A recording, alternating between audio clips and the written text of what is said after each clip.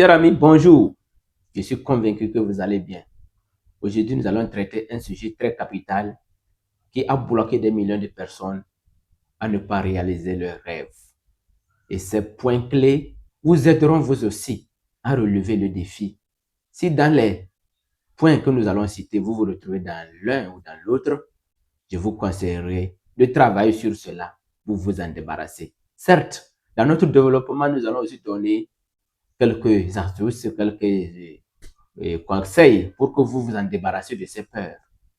Et de quoi je vais parler? Je vais parler des 6 formes de peur qui bloquent l'humanité depuis l'Antiquité ou bien depuis le nid des temps, qui a permis que l'endroit le plus riche de la terre aujourd'hui soit les cimetières, parce que ces gens sont repartis à la poussière sans jamais laisser ce que le Créateur, c'est-à-dire Dieu, avait laissé au-dedans d'eux avant même leur arrivée au monde.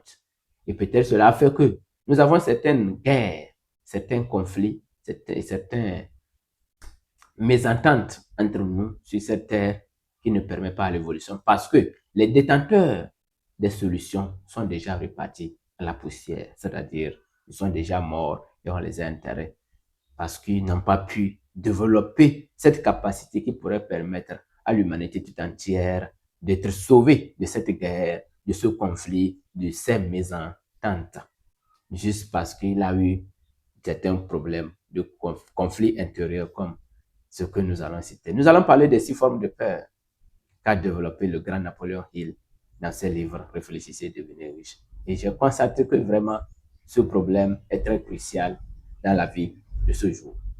La première peur est la peur des critiques.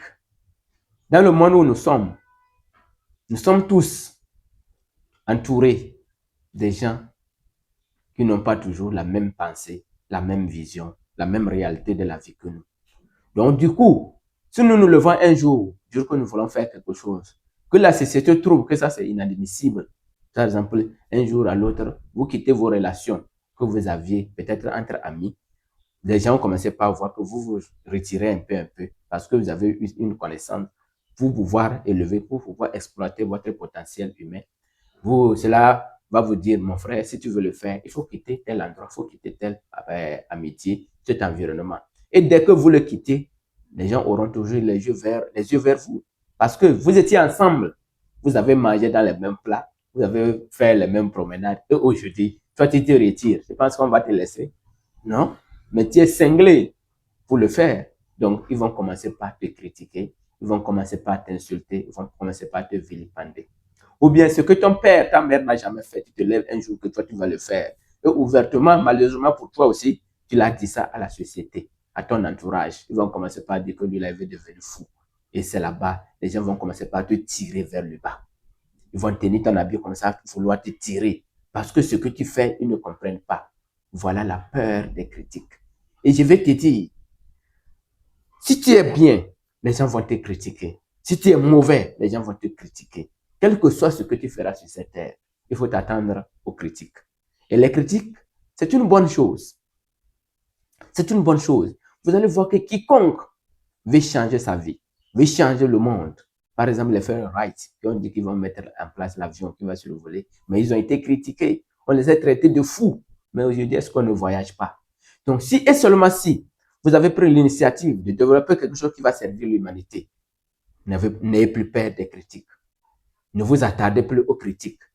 Ne vous regardez pas comme on appelle, quelqu'un que tout le monde critique. Non.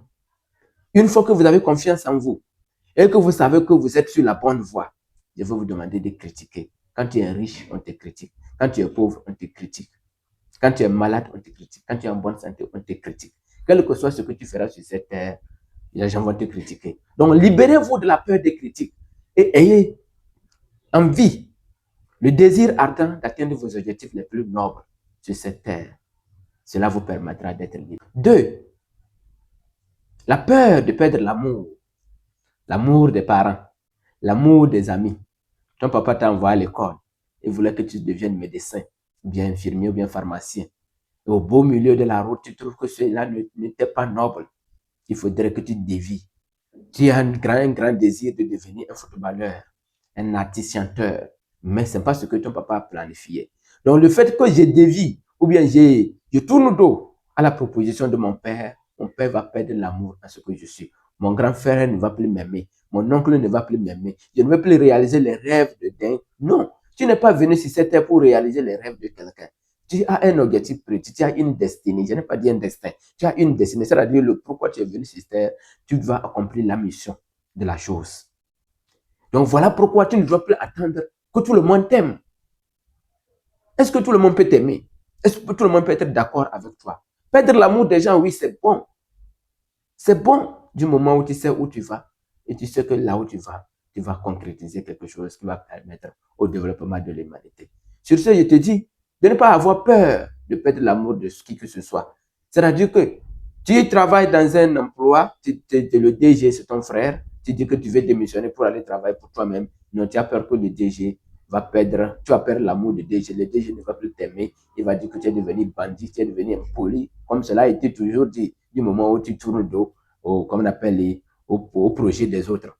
Donc, ils vont te dire que tu es en train de les tourner dos, tu es devenu un enfant impoli. Donc, tu as peur que dès que tu vas quitter, ces gens-là ne vont pas t'aimer. Mon frère, je vais te dire une chose. La meilleure manière de réussir dans la vie, la meilleure manière d'être respecté sur cette terre, c'est de faire ce qui te va droit au cœur, ce qui te rend libre. La liberté a un prix et tu dois payer le prix de la liberté.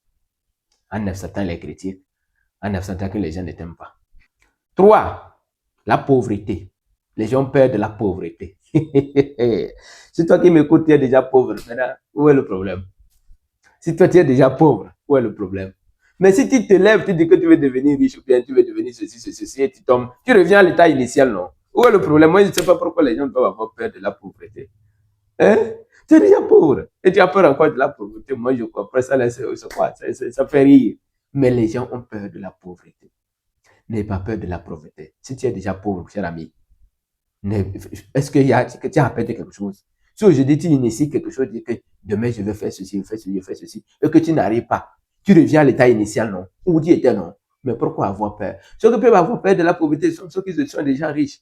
Et ce n'est pas tout le monde. Ceux qui sont riches, honnêtement, ils savent comment ils se sont arrangés pour devenir riches. Mais ils ont peur de quelle pauvreté? Quand ça ne marche pas, il va retourner en arrière, il va reprendre ce qu'il a utilisé pour être là où il est là. Mais ce sont des gens qui ont fait des choses, je ne sais pas. Quand tu leur demandes comment ils ont fait pour devenir riches, ils ne sont pas capables de te le dire. Excusez-moi même, ce n'est pas devenir riche, juste ils possèdent de l'argent.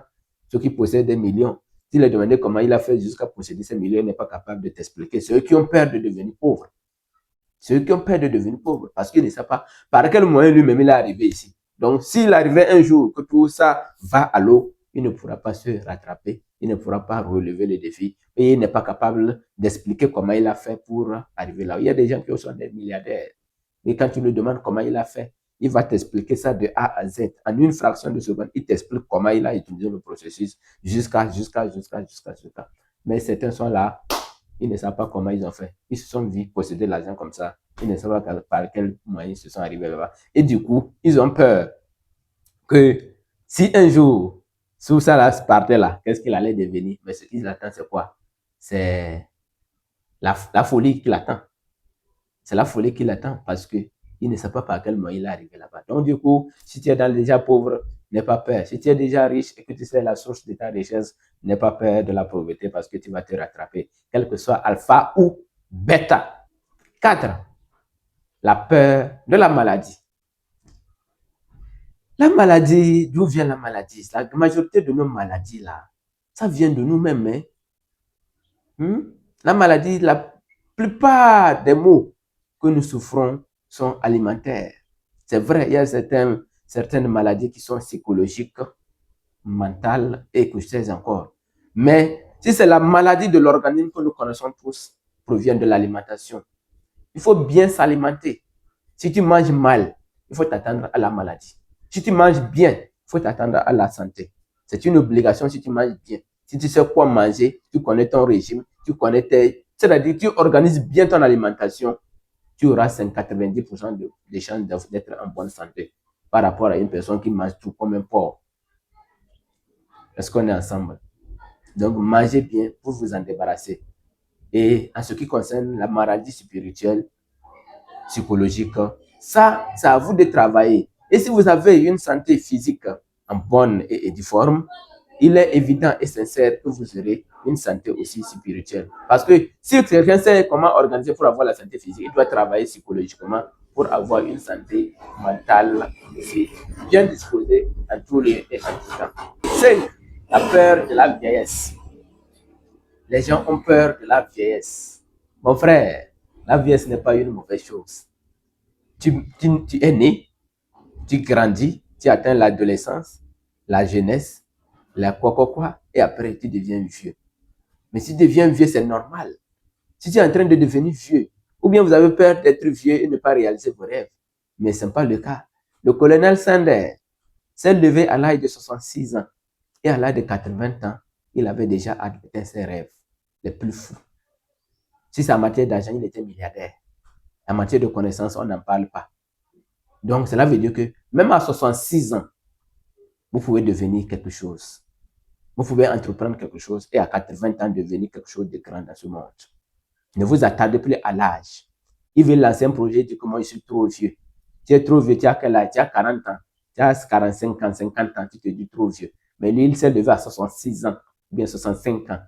Et après, il avait déjà atteint son objectif. Il est mort heureux. Propre, parce qu'il avait déjà réalisé ses rêves. Il n'est pas trop tard. Ne vous attardez pas sur la vieillesse. La vieillesse, c'est une illusion. La vieillesse est une illusion. Vous pouvez faire beaucoup de choses, même avec un âge avancé. À 70 ans, vous pouvez encore écrire des livres. Il y a des gens qui écrivent des livres à 70 ans. Ça, c'est une vieillesse heureuse. Et que du moment où le corps refuse de partir, laissez-lui partir 60 ans. Laissez-lui partir. Cela veut dire que vous avez droit maintenant au repos. À 90 ans, 100 ans, vous avez droit au repos, vous vous reposez et vous regardez ce que vous avez accompli dans la vie. Et quand vous regardez ça, vous regardez, vous êtes fiers que vous avez apporté quelque chose à l'humanité. Mais ne laissez pas votre vie dans le désordre. C'est suite à ça que les gens ont peur de la vieillesse, de ne pas avoir réalisé. Mais si vous êtes dans la cinquantaine, quarantaine, trentaine, sachez que vous êtes encore très jeune. Même 70 ans, vous êtes encore très jeune pour réaliser vos rêves. Donald Trump est arrivé au pouvoir. Il est autour de 70 au dépassé. Non, je ne me suis pas trompé. Voilà. Donc, vous pouvez faire encore beaucoup de choses. N'ayez plus peur de la vieillesse. 6. La peur de la mort. Le dernier point. La peur de la mort. Quand je suis là, la mort n'est pas. Quand la mort est là, je ne suis pas. Pourquoi vous avez peur de la mort? Quand vous mourrez là, est-ce que vous savez, la mort c'est comme le sommeil. Quand vous partez, c'est fini. C'est ceux qui sont restés sur la terre qui savent que vous êtes parti. Mais vous ne savez pas que vous êtes parti. Vous ne savez pas que vous êtes parti. Pourquoi vous devez avoir peur de la mort? Quand tu es né, il faut savoir que tu vas mourir. Et pourquoi tu meurs? Tu meurs parce que est-ce que l'homme meurt même? Non. L'homme ne meurt pas. On a dit que l'âme est éternelle. Cela veut dire que votre âme va revenir encore ou bien va aller quelque part pour travailler. Donc pourquoi avez-vous peur de la mort? Je pense que avoir peur de la mort est une illusion. Avoir peur de la mort est une illusion. N'ayez pas peur de la mort. La mort ne peut rien faire. La mort est un gain, a dit Paul. Paul a dit que la mort là, c'est un gain pour lui.